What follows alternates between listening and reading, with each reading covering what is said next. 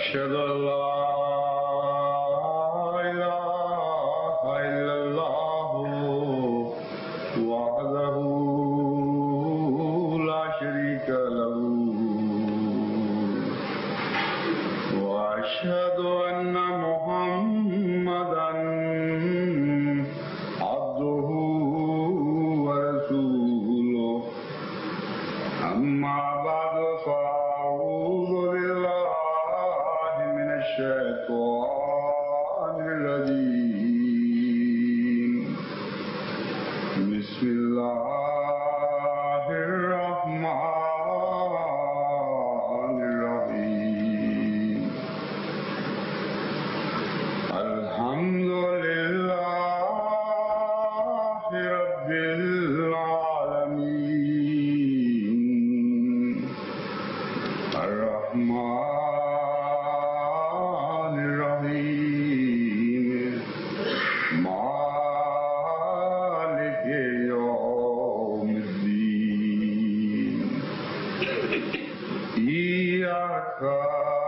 نعبد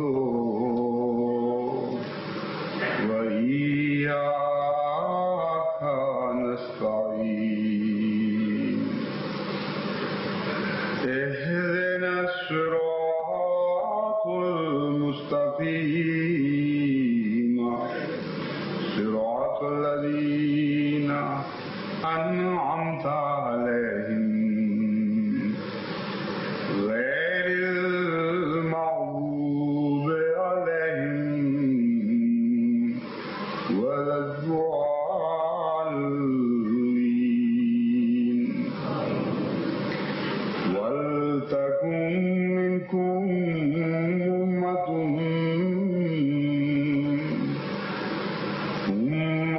يدعون إلى الخير ويأمرون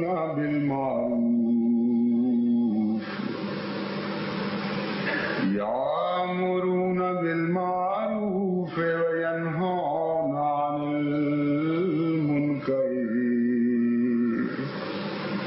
وأولئك هم المفلحون.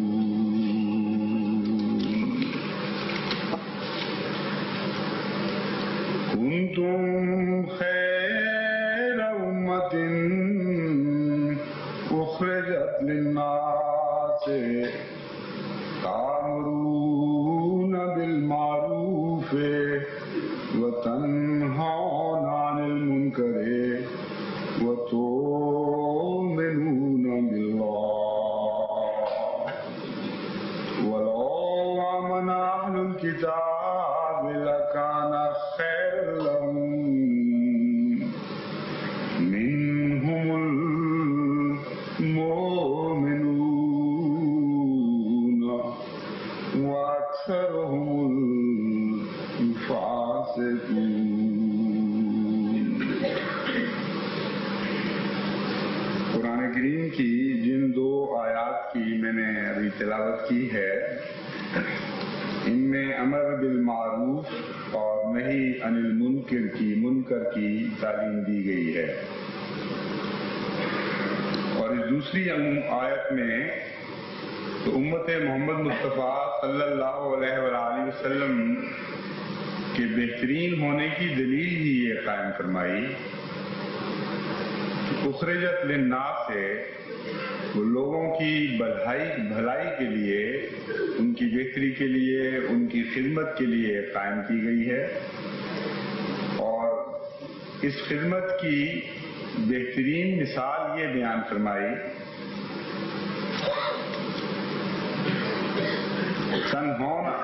تامرون بالمعروف ہے کہ اے امت محمدیہ، تم جو بہترین امت ہو اللہ کی نظر میں، اس کی سب سے بڑی وجہ یہ ہے کہ تامرون بالمعروف ہے، تم اچھی باتوں کی نصیحت کرتے ہو، وتنہون عن المنکر، اور بری باتوں سے روکتے چلے جاتے ہو، وتؤمنون باللہ، اور اللہ پر سچا ایمان رکھتے ہو۔ ولو آمن اہل الکتاب، کاش اہل کتاب بھی اگر ایمان لے آتے تو ان کے لیے بہتر تھا۔ منہم المومنون واکثرہم الفاسقون، کچھ ان میں مومن بھی ہیں لیکن اکثر ان میں سے فاسق ہیں۔ امر واقعہ یہ ہے کہ امر بالمعروف اور نہی عن المنکر کا قوموں کی زندگی سے بڑا گہرا تعلق ہے، اور کوئی قوم بھی ان دو صفات کے بغیر لمبے عرصے تک زندہ نہیں رہ سکتی۔ بظاہر اس میں یہ تعلیم ہے کہ دوسروں کو نصیحت کرو، دوسروں کو بری باتوں سے روکو اور اچھی باتوں کا حکم دو، لیکن اس تاریخ کے اندر، اس حکم کے اندر ایک مخفی حکم ہے جس کا اس جماعت کی ذات سے بھی تعلق ہے جو اچھی باتوں کا حکم دیتی ہے اور بری باتوں سے روکتی ہے۔ اور قرآن کریم نے دوسری جگہ اس مضمون پر روشنی ڈالتے ہوئے پہلی قوموں کی ہلاکت کی یہ وجہ بیان فرمائی کہ انہوں نے یہ کام چھوڑ دیے تھے، اور حضور صلی اللہ علیہ وآلہ وسلم نے بھی مختلف تمثیلات کے رنگ میں اس بات کو واضح فرمایا کہ وہ قومیں جو نیک باتوں کا حکم دینے سے رک جایا کرتی ہیں اور بری باتوں سے روکنے سے رک جایا کرتی ہیں، وہ بالآخر ہلاک ہو جایا کرتی ہیں۔ ایک کشتی کی مثال دے کر آپ نے واضح فرمایا کہ دیکھو، اگر ایک ہی کشتی میں ایسے لوگ سوار ہوں جو نیک ہوں اور بچنا چاہتے ہیں، اور ایسے لوگ بھی سوار ہوں جو بد ہوں اور جن کے مقدر میں ہلاکت لکھی ہو، اگر وہ ہلاک ہونے والے کشتی میں سوراخ کر دیں تو وہ لوگ جن کو بچنا چاہیے، جو نیک ہیں، وہ ان کو باز نہ رکھیں اور ان کو سمجھائیں نہیں، تو جب کشتی ڈوبے گی تو پھر نیک اور بد میں فرق نہیں کرے گی۔ بہت ہی ایک عظیم الشان طرز بیان ہے حضور اکرم صلی اللہ علیہ وآلہ وسلم کا، جس میں یہ بتایا گیا ہے کہ اگر معاشرہ بد ہو رہا ہو، اگر ماحول خراب ہو رہا ہو اور چند نیک لوگ یہ سمجھیں کہ ہمیں اس سے کیا فرق پڑتا ہے، لوگ تباہ ہوتے ہیں تو تباہ ہو جائیں، ان کو یاد رکھنا چاہیے کہ جب قومیں تباہ ہوا کرتی ہیں تو اس وقت پھر نیک و بد کی تمیز نہیں رہا کرتی۔ بعض عذاب ایسے ہیں، جیسا کہ قرآن کریم سے پتہ چلتا ہے، جو نیک و بد میں تمیز نہیں کرتے، وہ قومی عذاب ہوتے ہیں۔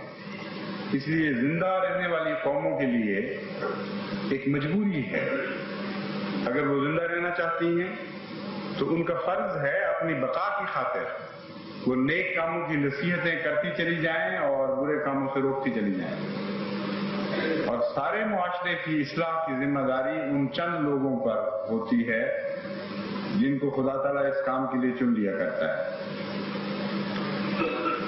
تأمرون بالمعروف وتنہون عن المنکر میں دوسری بات قابل توجہ یہ ہے کہ اس میں کسی مذہبی عقیدے کی تفریق کا کوئی ذکر نہیں۔ یہ نہیں بتایا گیا کہ یہ لوگ کسی خاص عقیدے کی تبلیغ کرتے ہیں اور بعض خاص عقیدوں سے روکتے ہیں، بلکہ اصلاح معاشرہ کی طرف توجہ دلائی گئی ہے۔ ان بدیوں کی طرف توجہ دلائی گئی ہے جو ہر مذہب کے نقطۂ نگاہ میں الا ماشاءاللہ بعض بگڑے ہوئے مذاہب کے بعد تصور بگڑ جاتے ہیں، لیکن بالعموم ہر مذہب کے نقطۂ نگاہ میں وہ بدیاں کہلاتی ہیں۔ ان باتوں کو حکم دیتے ہیں جو اکثر مذاہب کی روح سے نیکیاں کہلاتی ہیں، یعنی انسانی سطح کی نیکیاں اور انسانی سطح کی بدیاں، حقوق العباد سے تعلق رکھنے والی نیکیاں اور حقوق العباد سے تعلق رکھنے والی بدیاں۔ ان امور میں تمام قوموں کے مصالح مشترک ہوتے ہیں، ان کے مقاصد مشترک ہوتے ہیں۔ ایک ہی وطن میں مختلف مذاہب کے ماننے والے بس رہے ہوتے ہیں، لیکن یہ وہ قدر مشترک ہے جو ہر انسان کے درمیان پائی جاتی ہے، اور مذہب کا اختلاف حائل نہیں ہو سکتا اس بات میں۔ اس لیے نیک بات کی نصیحت کرنے کا جو ارشاد فرمایا امت محمدیہ کو اللہ تعالیٰ نے، اس پر کوئی اعتراض یہ نہیں اٹھ سکتا کہ تمہارے تو عقائد مختلف ہیں، مثلا ہندو ان کو یہ نہیں کہہ سکتے، عیسائی ان کو یہ نہیں کہہ سکتے، دنیا کے کسی مذہب کا تعلق رکھنے والا کوئی معقول انسان ان کو یہ نہیں کہہ سکتا کہ تم ہمیں کیوں کہتے ہو کہ سچ بولو اور جھوٹ نہ بولو، تم کیوں ہماری فکر کرتے ہو کہ ہم رشوت لیتے ہیں اور ہمیں رشوت سے باز رکھنے کی کوشش کرتے ہو، تم کیوں ہمارے پاس آتے ہو درد مند دلوں کے ساتھ کہ دنیا پر ظلم کرنا چھوڑ دو اور ہمیں ظلم سے باز رہنے کی نصیحت کرتے ہیں۔ تمہارا مذہب اور ہے اور ہمارا مذہب اور ہے، تمہارا عقیدہ اور ہے اور ہمارا عقیدہ اور ہے، کوئی معقول آدمی یہ نہیں کہہ سکتا۔ دنیا کے پردے پر دہریہ بھی یہ نہیں کہہ سکتا، کیونکہ دہریے کے اندر بھی خدا تعالیٰ نے ایک ان بلٹ اندرونی نظام نیکی اور بدی کی تمیز کا رکھ دیا ہے۔ بعض باتیں ایسی ہیں جن کو دنیا کی ہر قوم بدی سمجھتی ہے، بعض باتیں ایسی ہیں جن کو دنیا کی ہر قوم نیکی سمجھتی ہے۔ اس لیے یہ وہ نصیحت ہے جس کا تعلق نہ مذہب کے اختلاف سے ہے، نہ مذہب کے ماننے والوں اور نہ ماننے والوں کے درمیان یہ کوئی فرق کرتا ہے۔ یہ نظام ایسا ہے جو عالمی نظام ہے نصیحت کا، اور اس کی ضرورت بہت ہے۔ اگر یہ نظام مٹ جائے تو جیسا کہ میں نے بیان کیا، قرآن کریم مثالوں پر مثالیں دیتا ہے پرانی قوموں کی جو اس وجہ سے ہلاک ہو گئی کہ انہوں نے نیک باتیں کہنا چھوڑ دیا تھا اور بد باتوں سے روکنا چھوڑ دیا تھا۔ اس کا دوسرا اثر جیسا کہ میں نے پہلے بیان کیا تھا، قوموں کے اندرونی حالات سے بھی ہوتا ہے۔ وہ لوگ جو دوسروں کو نصیحت کرتے ہیں اس کا ایک رد عمل ان کی ذات پر ظاہر ہوتا ہے، اور یہ ہو نہیں سکتا کہ کوئی انسان اللہ پر ایمان لانے والا ہو، یہ شرط خدا نے ساتھ رکھ دی ہے، اور جانتا ہو کہ خدا میرے ظاہر کو بھی دیکھ رہا ہے اور میرے باطن کو بھی دیکھ رہا ہے، اور پھر ایسی نصیحتیں کرے کہ خود ان پر عمل نہ کرتا ہو اور نصیحت کرتے وقت اس کی چرکا نہ لگے، نصیحت کرتے وقت اس کا ضمیر اس سے کاٹے نہ، یہ ہو نہیں سکتا۔ ایک دہریہ کے لیے تو ممکن ہے، لیکن خدا کو ماننے والا جو اللہ تعالیٰ کی ذات پر یقین رکھتا ہو اور جانتا ہو کہ وہ عالم الغیب و شہادہ ہے، اس سے یہ ہو نہیں سکتا کہ وہ نصیحت کرے اور اندرونی کمزوری کی طرف متوجہ نہ ہو۔ اس لیے قوموں کی اندرونی اصلاح کے لیے اور اندرونی بقا کے لیے بھی بہت ضروری ہے۔ وہ لوگ جو نصیحتوں سے رک جایا کرتے ہیں، ان کے رکنے میں بھی بسا اوقات یہ وجہ شامل ہوتی ہے کہ وہ بدیاں کرنا چاہتے ہیں، بعض معاشرتی برائیوں میں مبتلا ہونا چاہتے ہیں، اور جانتے ہیں کہ اگر ہم نے روکا لوگوں کو تو اچانک ہم ان کے سامنے آ جائیں گے اور پھر ان برائیوں میں خود ملوث نہیں ہو سکیں گے۔ بیرونی ملکوں میں نے مشاہدہ کیا کہ بعض احمدی اس لیے نظام جماعت سے الگ ہو کر خاموش ہوئے کہ وہ بعض بدیاں کرنی چاہتے تھے، اور اس لیے وہ غیروں کو نصیحت نہیں کرتے تھے کہ جانتے تھے کہ ہمارے اندر یہ کمزوریاں ہیں، بلکہ بالارادہ کرنا چاہتے ہیں۔ تو چونکہ بدی کے آخری مقام پر نہیں تھے، پہلا قدم اٹھ رہا تھا، اس لیے منافقت کرنے کی ان میں ضرورت نہیں تھی، یعنی اس میں ایک نیکی بھی شامل تھی، یہ قدم اٹھانا چاہتے تھے لیکن بیک وقت اپنے نفس کے چرکوں سے بچنا چاہتے تھے، اس لیے انہوں نے یہ طریق اختیار کیا کہ خاموش ہو گئے. اور بہت سی جگہ آپ یہ مشاہدہ کریں گے کہ ایسا واقعہ ہوتا چلا جا رہا ہے ہماری سوسائٹیوں میں. اور جو نیک نصیحت کرتا ہے اگر اس کے اندر کمزوریاں ہیں بھی تو وہ رفتہ رفتہ دور ہونے لگتی ہیں، کیونکہ نیک نصیحت کے نتیجے میں ایک اندرونی نظام، دل کی طرف سے حملوں کا نظام شروع ہو جاتا ہے. اور امر واقعہ یہ ہے کہ بیرونی نصیحت سے بہت زیادہ یہ اندرونی نصیحت کا نظام کارگر ہوا کرتا ہے. اور یہ جد و جہد ضمیر کو زندہ رکھتی ہے. جن قوموں کا ضمیر نہ مرے ان کے متعلق زندگی کی ضمانت دی جا سکتی ہے. جن کا ضمیر مر جائے ان کے لیے زندگی کی کوئی ضمانت نہیں. تو نصیحت کا نظام باوجود اس کے کہ کمزوریاں ہوں یہ زندگی کی ضمانت ہے، اور منافقت کو دور کرنے کے لیے ایک عظیم الشان نظام ہے.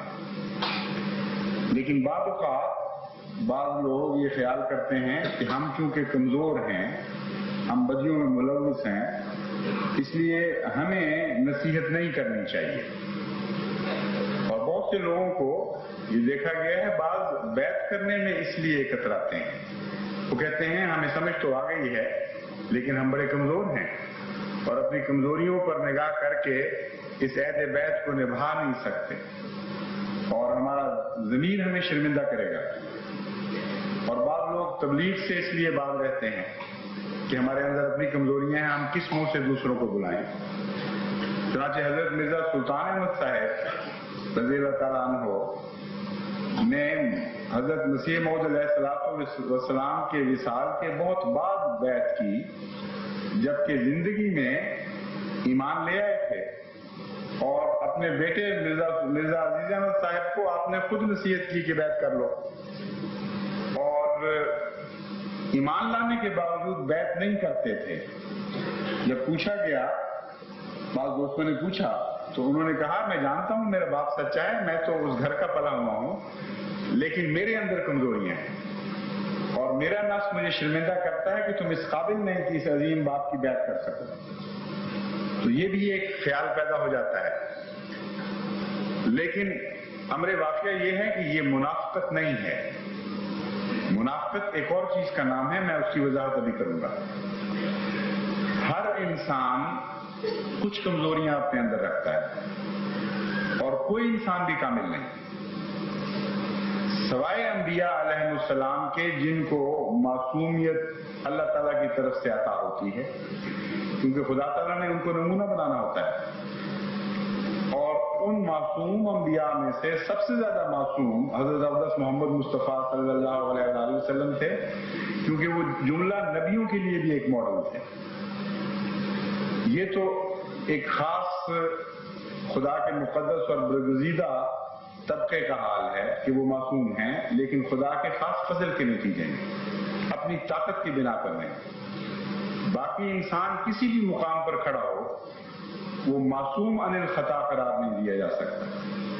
بس اگر اسے منافقت سمجھا جائے کہ ایک انسان کمزور ہو، کچھ کمزوریاں اپنے اندر رکھتا ہو اور اس کے باوجود لوگوں کو نصیحت کرے، تو پھر تو یہ آیت کریمہ سوائے انبیاء کے کسی کے اوپر بھی صادق نہیں آئے گی. صرف نبی ہی ہیں جو جرأت کے ساتھ یہ کہہ سکتے ہیں کہ ہم منافق نہیں ہیں، ہمارا ظاہر و باطن 100% ایک ہے اور ہمیں خدا نے معمور فرمایا ہے، اس لیے ہم لوگوں کو نصیحت کرتے ہیں.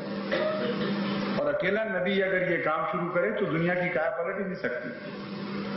بڑی بڑی قوموں کو اس نے مخاطب کرنا ہوتا ہے، بڑے بڑے معاند لوگوں کو اس نے مخاطب کرنا ہوتا ہے، جو نصیحت کے بدلے میں نہایت سنگین سزائیں تجویز کر رہے ہوتے ہیں. کیسے ممکن ہے کہ اللہ تعالیٰ انہیں اکیلا میدان میں چھوڑ دے اور ان کے ساتھیوں پر یہ فریضہ عائد نہ کرے؟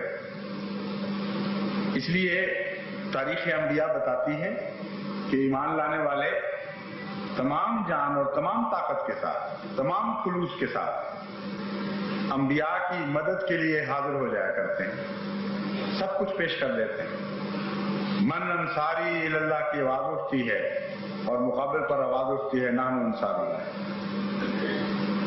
تو پھر نصیحت کے ساتھ کیا منافقت کا بھی تعلق ہے؟ یہ سوال اٹھتا ہے. تو حضرت صلی اللہ علیہ وآلہ وسلم جو دراصل حقیقی عارف باللہ تھے اور تمام عرفان کا چشمہ آپ سے پھوٹتا تھا، آپ نے منافق کی جو تعریف فرمائی اس میں اس فرق کو ظاہر فرما دیا. منافق وہ نہیں ہے جس کے اندر کمزوریاں ہیں، ان کمزوریوں پر شرمندہ ہے، خدا کے حضور گریہ ازاری کرتا ہے، اس سے معافیاں مانگتا ہے، کوشش کرتا ہے کہ یہ کمزوریاں دور ہو جائیں، اور اتنے سچے دل سے ان کو کمزوریاں سمجھتا ہے کہ غیروں میں بھی ان کمزوریوں کو دور کرنے کی کوشش کرتا ہے. وہ منافق نہیں.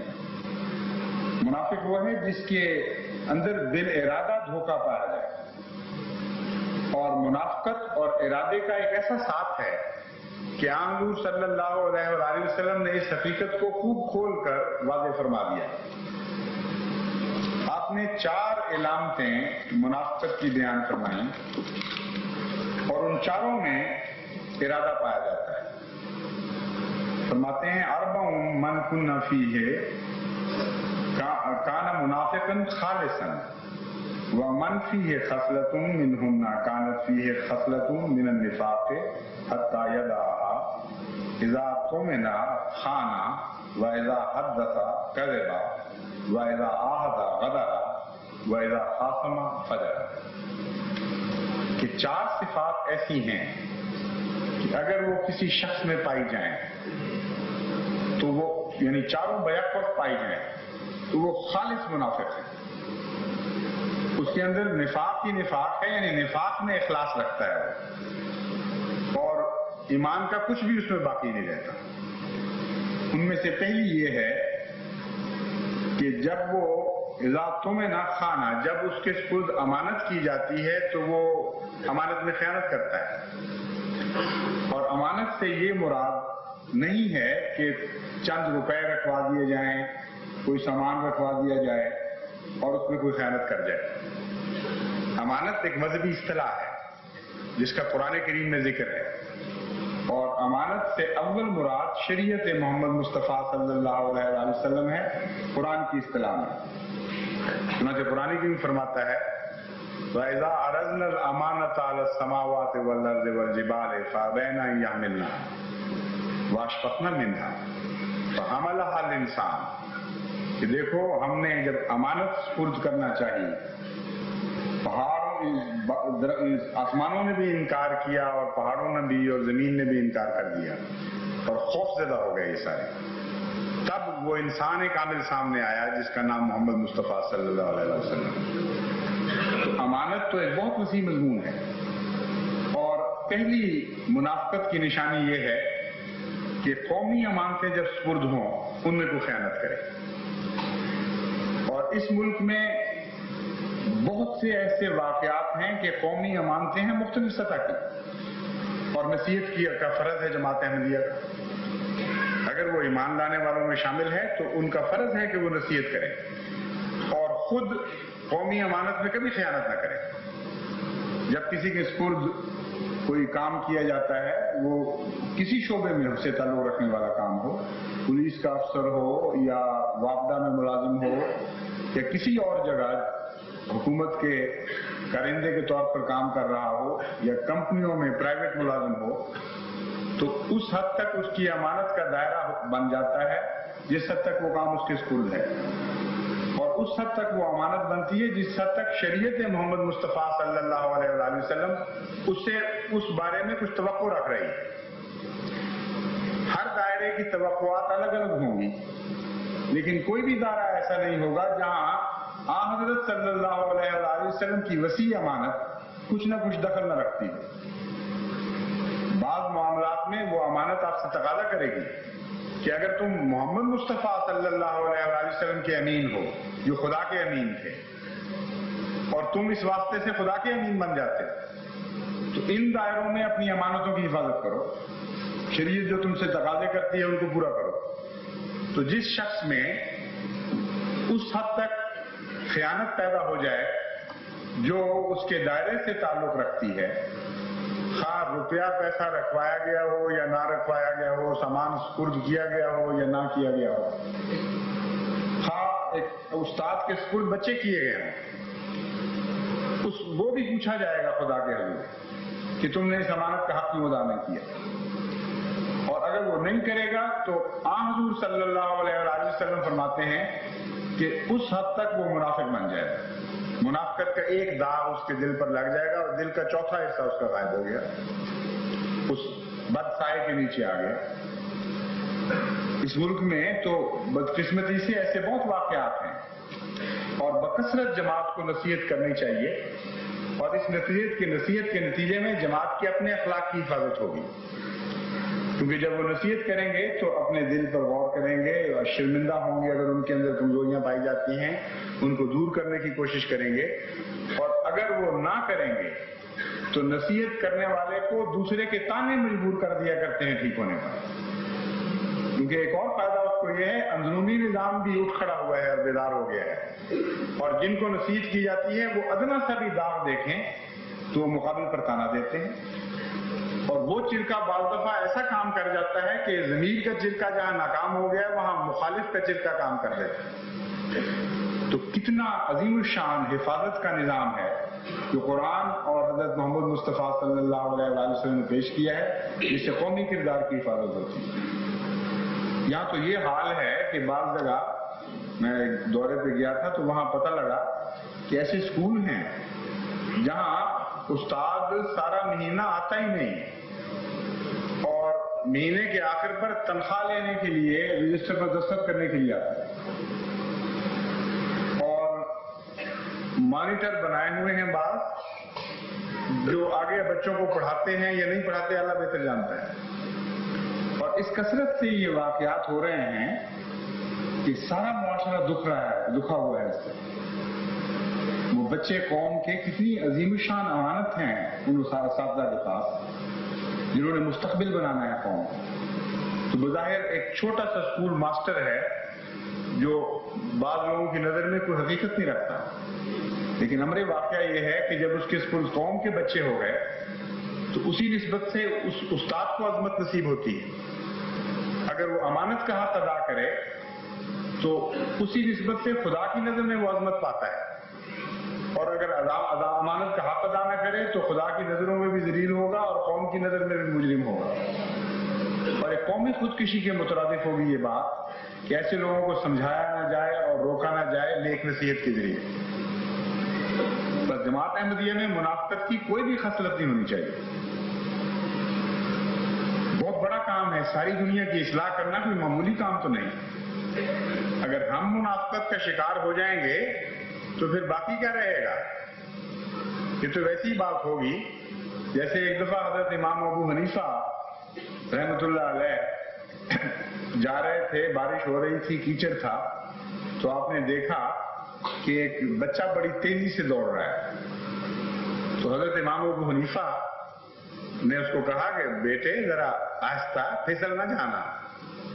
وہ بڑا ذہین بچہ تھا، فوراً مڑا اور اس نے کہا امام صاحب میں پھسلوں گا تو ایک بچہ پھسلے گا، آپ نہ پھسل جانا، کیونکہ آپ پھسلیں گے تو قوم پھسل جائے گی۔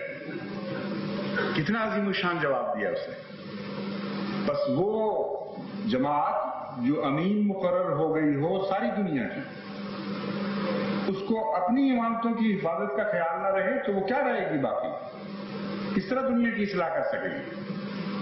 اس لیے ان امانتوں کی حفاظت سب سے زیادہ اہم اور اول فرض جماعت احمدیہ کا ہے۔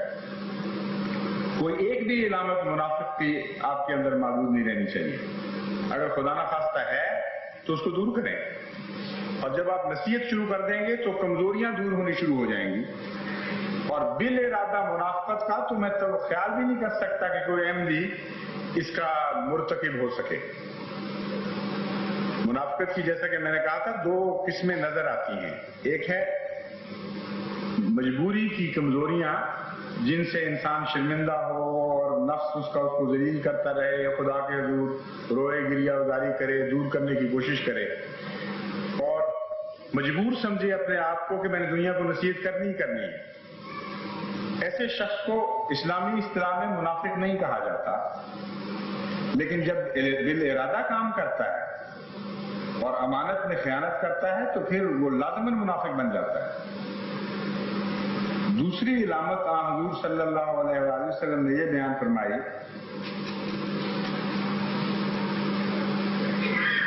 جب بات کرے تو جھوٹ بولے.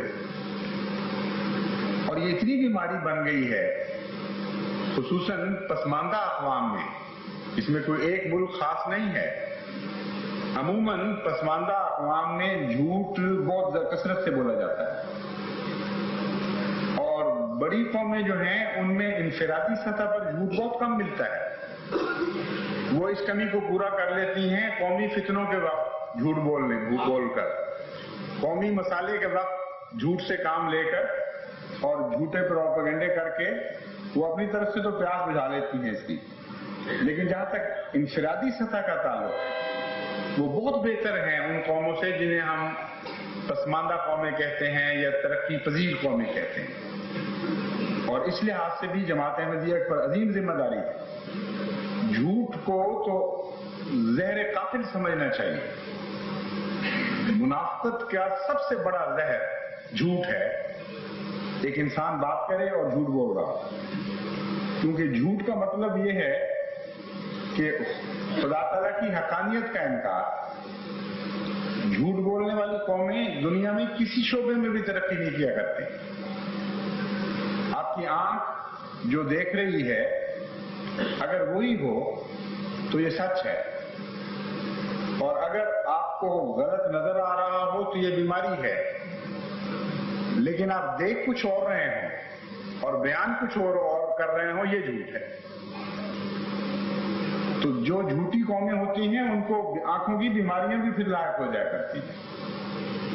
ان کا ویژن بگڑ جاتا ہے، ان کو نظر بھی کچھ اور آنے لگ جایا کرتا ہے. اور ایسے بھی واقعات ہوتے ہیں کہ جھوٹ بولنے والا اپنے ہی جھوٹ کا خود شکار ہو جاتا ہے. جھوٹ بول کر اس جھوٹ پر ایمان لے آتا ہے اور ایک لمبے عرصے کے بعد سمجھنے لگتا ہے کہ یہ واقعہ ہے. تو نہایت ہی خطرناک اور مہلک بیماری ہے جھوٹ، جو حضور صلی اللہ علیہ وآلہ وسلم کے نزدیک ایک منافقت کا نشان ہے. اور جھوٹ اگر قوموں سے دور ہو جائے تو بہت عظیم الشان فوائد ملتے ہیں. مثلا سائنٹسٹ جھوٹ کے ساتھ ایک قدم بھی آگے نہیں بڑھا سکتا. سائنٹسٹ کی ترقی مبنی ہے اس بات پر کہ خوش فہمیوں کے پیچھے نہ چلے، اپنی خواہشات کی پیروی نہ کرے، بلکہ جو نظر آ رہا ہے اس کی خواہشات کے بالکل مخالف اسے تسلیم کر لیں. دل چاہتے ایک خیال آتا ہے، ایک تھیوری، ایک نظریہ ڈیولپ ہوتا ہے اس کے دماغ میں، اور وہ محسوس کرتا ہے مجھے تلاش کرنا چاہیے شواہد میں یہ واقعتاً بات درست بھی ہے کہ نہیں. اگر وہ شواہد کو اپنی خواہشات کے مطابق چلانے کی کوشش کرے گا تو یہ جھوٹ ہے اور کچھ بھی اس کے ہاتھ نہیں آئے گا. اگر واقعات جدھر اس کو لے جا رہے ہیں ان کے پیچھے چلنے لگے تو یہ سچ ہے، اور تمام سائنسی ترقی کی بنیاد سچائی پر ہے.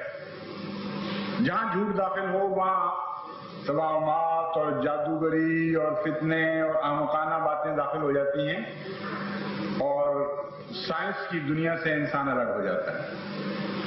تو سائنس کی دنیا سچائی کی دنیا ہے، اور سائنس کہتے ہیں خدا تعالیٰ کی فعلی شہادت جو نظام کائنات کی صورت میں ہمیں ملتی ہے اس کا مطالعہ. اور روحانیت اور مذہب کہتے ہیں خدا تعالیٰ کی قولی شہادت اور نظریات کا نظام اور اخلاقیات کا نظام جو ہمیں اس کی کتابوں میں ملتا ہے. تو جو لوگ خدا تعالیٰ کی فعلی شہادت کو جھٹلانے والے نہیں بنتے ان کو زیادہ توفیق مل سکتی ہے کہ وہ اس کی قولی شہادت کو بھی نہ جھٹلائیں. اور جو لوگ عادی ہو جائیں جھوٹ کے عام دنیا کی باتوں میں، ان کے اوپر خدا تعالیٰ کی کتاب کا رنگ چڑھ ہی نہیں سکتا. ہر کپڑے پر ہر رنگ تو نہیں چڑھا کرتا. پہلے ایک بنیادی صفائی ہوا کرتی ہے، اس میں سے گزارے بغیر کوئی رنگ نہیں چڑھایا جا سکتا. تو جھوٹے لوگوں پر شریعت کا رنگ نہیں چڑھ سکتا، کیونکہ شریعت نام ہے سچائی کا، اور کچھ بھی وہ نہیں پا سکتے، نہ معرفت، نہ اس دنیا کے فوائد، نہ آخرت کے فوائد. جھوٹا کلیتاً محروم رہ جاتا ہے. ہر شعبہ زندگی میں وہ ناکام ہوتا ہے اور بظاہر وہ فوائد حاصل کر رہا ہوتا ہے، تھوڑے تھوڑے ادنا فوائد عارضی، لیکن حقیقت یہ ہے کہ قومی طور پر اگر کسی نے خودکشی کرنی ہو تو اس سے بہتر کوئی علاج نہیں اس کا کہ وہ جھوٹ اختیار کر لے۔ تمام بدیوں کی جڑ جھوٹ ہے، اور لطیفے کے طور پر بھی جھوٹ نہیں بولنا چاہیے۔ ماؤں کو بچوں کے سامنے جھوٹ نہیں بولنا چاہیے، جھوٹے بہلاوے نہیں دینے چاہیے، جھوٹی کہانیاں نہیں سنانی چاہیے۔ ماؤں کی گودوں میں سچ اور جھوٹ کے فیصلے اکثر ہو جایا کرتے ہیں۔ جب مائیں کہتی ہیں لوری کے طور دل بہلاوے کے طور پر کہ تم چپ کر جاؤ، ہم تمہیں ابھی مٹھائی لا کے دیں گی، اور جانتی ہیں کہ ہم جھوٹ بول رہی ہیں، تو بچے کے دل میں جھوٹ اس طرح جاگزین ہو جاتا ہے کہ جب بڑے ہو کر ان کو نصیحت کرتی ہیں وہی مائیں کہ جھوٹ نہ بولو، تو ان کا دل کہتا ہے کہ یہ اوپر کی باتیں ہیں، اندر کی باتیں وہی ہیں جو ماں کیا کرتی تھی، اور اوپر کی باتیں وہ ہیں جو کہیں کہتی ہے، اور جھوٹے بچے جھوٹی نسل پیدا ہو جاتی ہے۔ تو بہت اہم فرض ہے جماعت احمدیہ کا کہ جھوٹ کے خلاف ایک جہاد کریں اور اپنی سوسائٹی میں جہاد کریں، لوگوں کو بھی روکیں جھوٹ سے۔ اس کے نتیجے میں عظیم الشان روحانی فوائد حاصل ہوں گے اور دنیاوی ترقیات بھی اس قوم کو عطا ہوں گی۔ تیسری علامت منافق کی یہ بیان فرمائی، جب معاہدہ کرے تو غداری کرے، جب عہد کرے جھوٹ بول جائے، غداری کر جائے اور عہد سے پھر جائے۔ اور یہ ایک ایسی بدی ہے جس کے نتیجے میں امر واقعہ یہ ہے کہ تمام وہ نظام جو اعتبار پر چلتے ہیں وہ ختم ہو جاتے ہیں، اور ہماری پسماندہ اقوام یا ترقی پذیر اقوام کی تجارتوں میں ناکامی کا ایک بنیادی سبب یہ ہے کہ وہ معاہدے پر پوری نہیں رہتی۔ معاہدہ ہوتا ہے کسی سے کہ اس معیار کی چیز، اس ڈائمنشن کی، اس شکل کی ہم تمہیں دیں گے، اور جب وہ چیز پہنچتی ہے تو اور معیار کی، اور شکل کی، اور کیفیت کی چیز ہوتی ہے، اور بڑا گہرا نقصان پہنچایا ہے اس بدعہدی نے ہمارے معاشیات اور اقتصادیات کو۔ جبکہ بعض دہریہ قومیں، بعض مشرک قومیں اس راز کو سمجھ گئیں اور انہوں نے معاہدے کی پابندی کر کے بہت عظیم الشان فوائد اٹھائے ہیں، جو کہتے ہیں وہی چیز اندر سے نکلتی ہے۔ تو معاہدے کی خلاف ورزی میں جھوٹ بھی پایا جاتا ہے، اور جھوٹ کے علاوہ کچھ ذاتی فوائد ایسے ہوتے ہیں جس کے نتیجے میں انسان بات سے پھرتا ہے۔ بظاہر تو جھوٹ ہی کی ایک قسم ہے، لیکن جھوٹ سے کچھ زائد عملی شکل اس میں ایک پائی جاتی ہے، اس کو بدعہدی کہتے ہیں۔ اور بدعہدی بعض دفعہ شروع سے ہی نیت میں داخل ہوتی ہے، بعض دفعہ مشکل حالات انسان کو بدعہدی پر مجبور کر دیتے ہیں، لیکن آن حضرت صلی اللہ علیہ وآلہ وسلم کا اسوہ یہ تھا کہ کبھی کسی عہد کو آپ نے نہیں توڑا، سخت ترین آزمائش کے وقت بھی آپ نے کبھی کسی عہد کو نہیں توڑا۔ ساری زندگی ہمیشہ دشمن اپنے عہد توڑتے رہے، لیکن حضرت محمد مصطفیٰ صلی اللہ علیہ وآلہ وسلم نے عہدوں کی حفاظت فرمائی ہے اور اسی کی تلقین فرمائی۔ بس جماعت احمدیہ کو بھی اس بات کو مضبوطی سے پکڑ لینا چاہیے، خواہ وہ تاجر ہوں، خواہ وہ انڈسٹریلسٹ یعنی کارخانے دار ہوں، خواہ وہ ملازم ہوں۔ اب ملازمت میں بھی ایک معاہدہ ہوتا ہے، اور بظاہر انسان کو محسوس بھی نہیں ہوتا کہ میں جھوٹ بول رہا ہوں، لیکن معاہدہ شکنی جیسا کہ میں نے بیان کیا ہے جھوٹی کی قسم ہے۔ معاہدہ ہوتا ہے اور وہ بعض دفعہ تحریری، بعض دفعہ غیر تحریری۔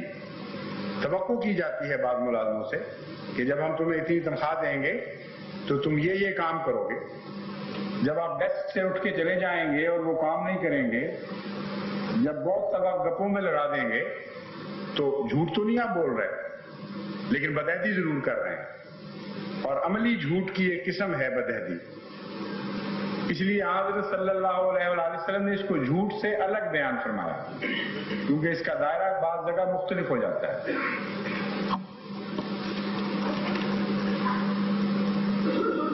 پھر ایک اور حضور صلی اللہ علیہ وآلہ وسلم نے وضاحت فرمائی منافق کی کہ جب مباحثہ کرے، جب اختلافی امور پہ گفتگو کرے تو گالیاں اور فحش کلامی شروع کر دے،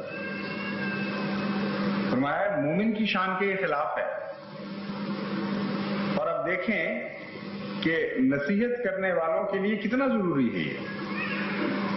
ایک ایسی جماعت جو نصیحت پر معمور ہو، اگر کوئی اس کو آگے سے اس سے بدسلوکی سے پیش آئے، اس کی بات نہ مانے یا سختی کرے، اور ایسی جماعت جو نکلی ہے دنیا کو نصیحت کرنے کے لیے اور ان کی اصلاح کے لیے، وہ مقابل پر فحش کلامی شروع کر دے، تو اس کا تو سارا اثر باطل ہو جائے گا. اس لیے جماعت احمدیہ میں خواہ کتنی ہی بد کلامی ان کے مخالف کی جائے، جواب میں بد کلامی نہیں ہونی چاہیے. اگرچہ بعض مواقع پر قرآن کریم اجازت دیتا ہے اس کی، اور اصلاح کے خاطر اور بعض حقائق کو دلوں میں اتارنے کے لیے، لیکن اس کے لیے اللہ تعالیٰ کے وہ بندے جو معمور ہوں وہ خاص مسالے کے پیش نظر سختی کرتے ہیں. جیسا کہ ایک مجلس میں سوال کیا گیا تھا کہ قرآن کریم میں جو آتا ہے اتل بعد ذالک زنیم، کہ وہ جھوٹا بد کردار بلکہ حرام زادہ ہے جو مخالف ہے. اتنے شدید اتنے سخت الفاظ قرآن کریم میں، اور دوسری طرف قرآن کریم فرماتا ہے کہ گالی نہ دو. تو یہ مراد ہرگز نہیں کہ مسلمانوں کو قرآن کریم اجازت دے رہا ہے کہ تم اس قسم کے سخت لفظ لوگوں کے لیے استعمال کیا کرو. مامور من اللہ کو اللہ کہہ رہا ہے کہ تیرے مخالفوں کی یہ حالت ہے، اور بعض دفعہ بیماری کی طرف متوجہ کرنے کے لیے بتانا پڑتا ہے، لیکن وہ جس کا کام ہے، جس کو مامور کیا گیا ہے، وہ بیماریوں کی حالت کھول کر بیان کرتا ہے، اور اس کے اپنے اسوے پر اس کا کوئی بھی اثر نہیں پڑتا. روزمرہ کی زندگی میں وہ اسی طرح حوصلے والا اور برداشت والا ہوتا ہے. لوگ اس کو گالیاں دے جاتے ہیں اور وہ حوصلے سے برداشت کرتا ہے، اور لوگوں کو بھی اس کے مقابل پر سختی نہیں کرنے دیتا. حضرت مسیح موعود علیہ السلام کے متعلق آتا ہے، ایک مجلس میں آپ تشریف فرما تھے، غالباً یو پی سے ایک آدمی آیا اور اس نے نہایت بد کلامی کی، اور حضرت مسیح موعود علیہ السلام نے جب جواب دیا تو اس نے کہا میں جانتا ہوں ایسے دھوکے باز دجالوں کو، مجھ سے تم کیا بات کرتے ہو. صحابہ کو طیش آیا، مگر حضور اکرم صلی اللہ علیہ وآلہ وسلم نے روک دیا. فرمایا حضرت مسیح موعود علیہ السلام نے روک دیا کہ بالکل کچھ نہیں کہنا. جب وہ بات ختم کر دیتا تھا تو حضور اس کا جواب دینا شروع کر دیتے تھے، یہاں تک کہ آخر پر اس نے کہا کہ میں نے ساری زندگی میں ایسا حوصلے والا انسان کبھی نہیں دیکھا. تو یہ خدا تعالیٰ کے ماموروں کو جب اللہ تعالیٰ ایک دوا کے طور پر، ایک بیماری کے تجزیے کے طور پر بعض حقائق بتاتا ہے تو اسے گالی نہیں کہا جاتا، لیکن ان باتوں کو پکڑ کر آگے لوگوں میں اس طرح کہنا یہ منع ہے، اور اس کی قرآن کریم اجازت نہیں دیتا. چنانچہ قرآن کریم میں ان آیات کے باوجود ہرگز ثابت نہیں کہ حضرت اقدس محمد مصطفیٰ صلی اللہ علیہ وآلہ وسلم نے یا آپ کے صحابہ نے گلیوں میں لوگوں کو یہ کہنا شروع کر دیا اتل من بعد ذالک زنیم. نہایت نرمی اور محبت اور پیار سے گفتگو فرماتے تھے، اور یہ چیز اور مقصد کی خاطر ہے اور خدا تعالیٰ کے خاص ایما پر بیان کی گئی. تو جماعت احمدیہ کو ہرگز گالی نہیں دینی. جتنا مرضی دشمن آپ کو گالیاں دے، جتنی مرضی فحشا کلامی سے کام لے، آپ نے صبر اور حوصلے سے کام لینا ہے. اگر نہیں لیں گے تو حضرت صلی اللہ علیہ وآلہ وسلم فرماتے ہیں کہ منافق ہو جاؤ. عجیب علامت منافق کی بتائی ہے، جس کا عام دنیا کی عقل سے تعلق نہیں ہے. ایک غیر معمولی عارف باللہ یہ سوچ سکتا ہے کہ یہ منافقت ہے. اب غور کریں کہ منافقت کیوں ہے. منافقت اس لیے ہے کہ مومن کی فطرت ایسی ہے جو ہر ایک سے پیار کرتی ہے اور محبت کرتی ہے، اور خدا تعالیٰ یہ چاہتا ہے کہ تم بنی نوع انسان کے لیے رحمت ہو جاؤ. اور جو شخص رحمت ہو جاتا ہے اس کی زبان اس کو چرکے لگائے اور دکھ دے یہ ہو نہیں سکتا. اس لیے وہ اپنی ذات کا منافق ہے، اپنے اندرونے کا منافق ہے. جب وہ زخم لگاتا ہے غیر کو تو اپنی اس فطرت پر زخم لگانا ہوتا ہے جو خدا تعالیٰ نے اس کو عطا فرمائی ہے اور جس کی اس سے توقع رکھتا ہے. تو اس لیے دنیا میں کوئی بھی منافق ہو ہمیں وہ بھی پسند نہیں. لیکن جماعت احمدیہ بہرحال منافق نہیں ہونی چاہیے. اور جہاں منافقت کی یہ 4 صفات آپ دیکھیں، وہیں نصیحت اور محبت اور پیار کے ساتھ ان کو دور کرنا شروع کرنا. کیونکہ جس حد تک منافقت دور ہوتی ہے معاشرے سے، اس حد تک وہ حق کو قبول کرنے کے قریب آتا چلا جاتا ہے. جس حد تک منافقت بڑھتی چلی جاتی ہے، اس وقت تک وہ حق کو قبول کرنے سے دور ہٹتا چلا جاتا ہے. اس لیے یہ ابتدائی 4 قدم ہیں قوم کی آخری اصلاح کے لیے. اگر یہ قدم آپ نہیں اٹھائیں گے تو آخری اصلاح ممکن ہی نہیں ہے. اور میرا مخاطب ایک احمدی، پاکستان کا احمدی نہیں ہے، میرا مخاطب تمام دنیا کا احمدی ہے. امریکہ کا بھی، افریقہ کا بھی، انگلستان کا بھی، اسپین کا بھی، چین کا بھی، جاپان کا بھی. کیونکہ ہر ملک میں یہ 4 بیماریاں مختلف سطح پر پائی جاتی ہیں. بعض جگہ پالش کی گئی ہے، جس طرح کڑوی پل یعنی کڑوی گولی کے لیے اوپر پالش کر دی جاتی ہے میٹھے کی تاکہ پتہ نہ لگے. تو بعض قومیں نہایت بیہودہ کلامی کرتی ہیں ایک دوسرے سے، لیکن نہایت مرصع زبان میں، بڑی سجی ہوئی زبان میں. جیسے یو پی میں جب تہذیب نے ترقی کی تھی تو بڑی تہذیب کے ساتھ گالیاں دیتے تھے ایک دوسرے کو، بڑے ادب کے ساتھ، کہ جناب والا آپ کی شان میں گستاخی نہ ہو تو میں عرض کروں گا کہ آپ بڑے خبیث فطرت انسان ہیں. تو چاہے آپ لپیٹ لیں گالی کو، مرصع کر لیں، پالش کر لیں، میٹھا بنا لیں، گالی تو گالی رہے گی. اس لیے جماعت احمدیہ کو منافقت کی ہر قسم کے خلاف نصیحت کا جہاد کرنا چاہیے.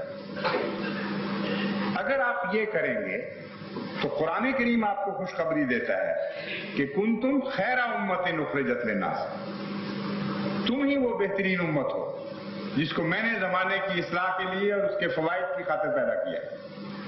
اس سے عظیم الشان مقام کیا ہو سکتا ہے کہ ایک جماعت پر خدا کے پیار کی نظریں پڑ رہی ہیں اور فرشتے یہ تحسین کے کلمے کہہ رہے ہیں کہ ہاں تم ہی وہ بہترین امت ہو، ہاں تم ہی وہ بہترین امت ہو، ہاں تم ہی وہ بہترین امت ہو جو محمد مصطفیٰ صلی اللہ علیہ وآلہ وسلم کی غلامی میں دنیا کے فائدے کی خاطر پیدا کی گئی.